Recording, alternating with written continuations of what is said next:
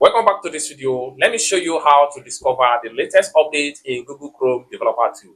So let's see. But before we dive into the tutorial, if you found this tutorial useful and you are pretty new to this channel, remember click on that subscribe, turn on the notification bell for more useful tutorial tips and tricks on how best to use your Chrome browser.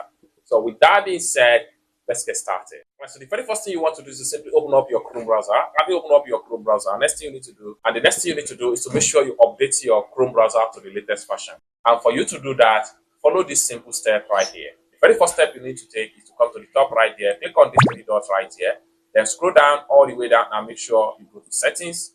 And this is going to pop up like so. Next thing you need to do is to scroll down and make sure you go to about Chrome. Then in a few seconds, it's going to update just like what you see right here. Now make sure you have updates to your Chrome version of 134. So after you update your Chrome version, then we can simply come back to these three dots right here, click on here. The next thing we want to do is to come to More Tool. Then from More Tool, we simply come down below here, click on Developer Tool, or we press Ctrl+Shift+I. This allows us to have full access to Developer Tool.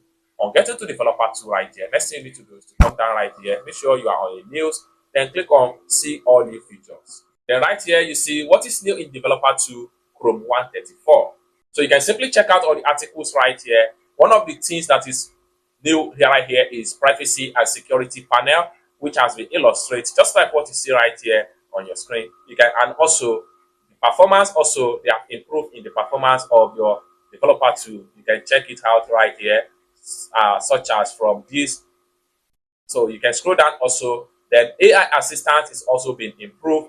Then you can check on the tutorial or step by step on how you can simply navigate and use some of this new tool in Developer Tool. It's that simple.